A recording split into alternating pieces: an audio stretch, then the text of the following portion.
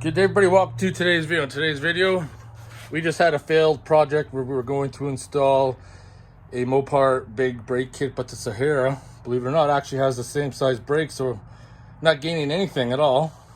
So now we have to put brake fluid back in because we drained it.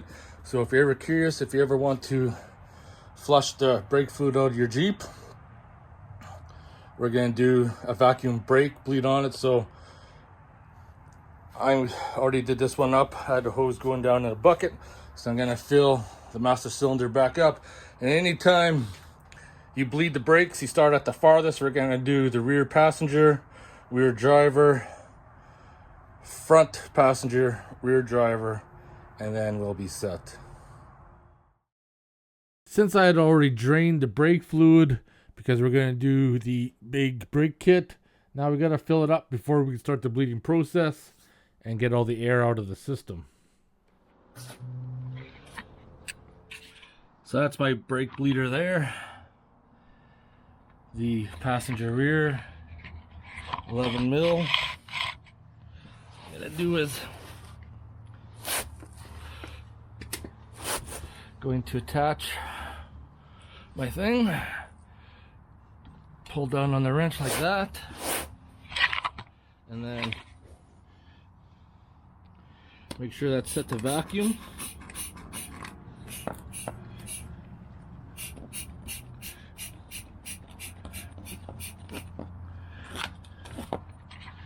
And you can see I'm already starting to pull a vacuum. You can see the brake fluid coming through. So we're gonna suck quite a bit out.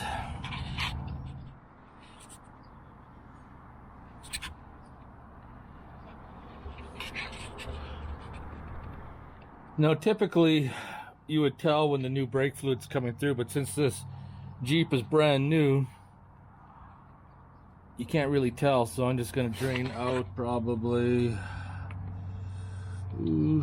just a little bit more, just to ensure that we're sucking everything from the master cylinder and just not sucking out what's coming from the lines.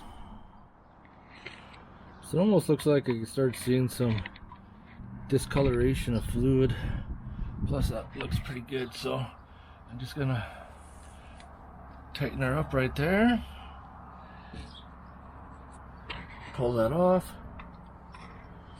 sucked her in. You want to make sure that you put your little rubber cap on, and then we're going to go over to the driver's side rear and do the same.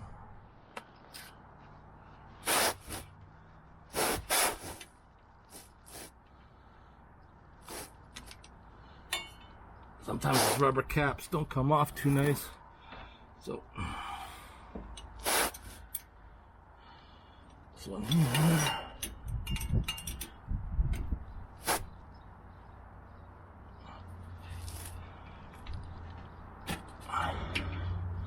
Get that open.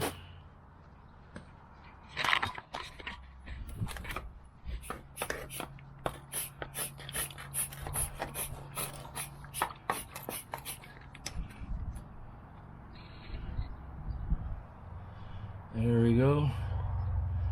Starting to pull through.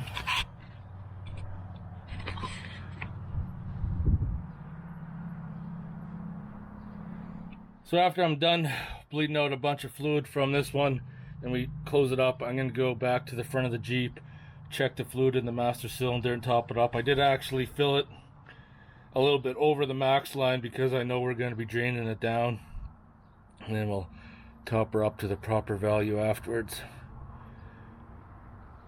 Right now things are looking good.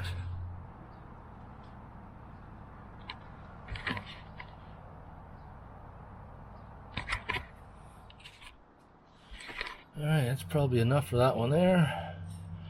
Tighten her down. As soon as I pull this off, vacuum's gonna suck all the brake fluid in. There we go. Take off the wrench, put the little rubber cap on, and go to the passenger front. Yeah, so just just below the max line, so I'll probably top it. My big arm isn't blocking.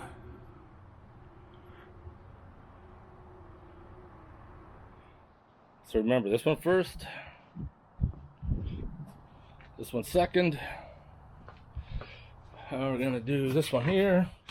So on the front, it's a dual piston caliper, where the rear on the JL is a single. Brake bleeder screws up top there. Righty tighty, lefty loosey. Always remember those terms, because if you bust brake bleeder off, you're not gonna be happy. So I just cracked that one open. Same thing. Come down here to the pump.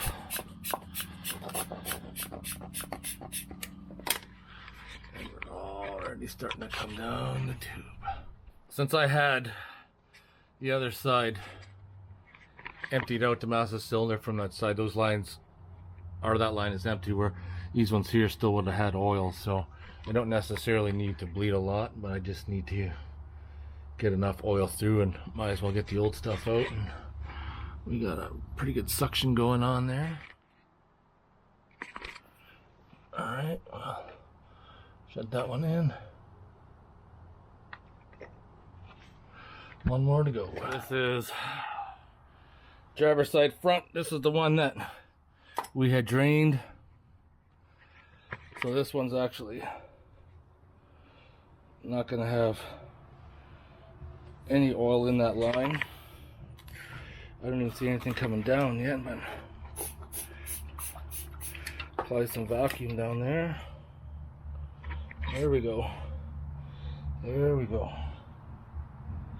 Brake fluid's coming down now. We'll let this one drain a bit. Just get all the air out.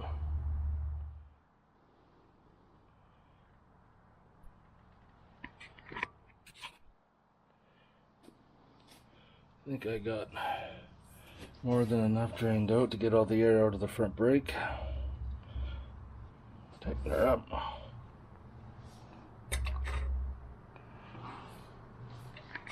So there's three little kits that you gotta line up with the hole on the master brake cylinder. You actually have to push it down, not twist it. So once you push it down on there, then you twist it. That's how the cap goes back on. So I hope you guys enjoyed the video. If you have any questions or comments, post them below, and I'll see you guys in the next one.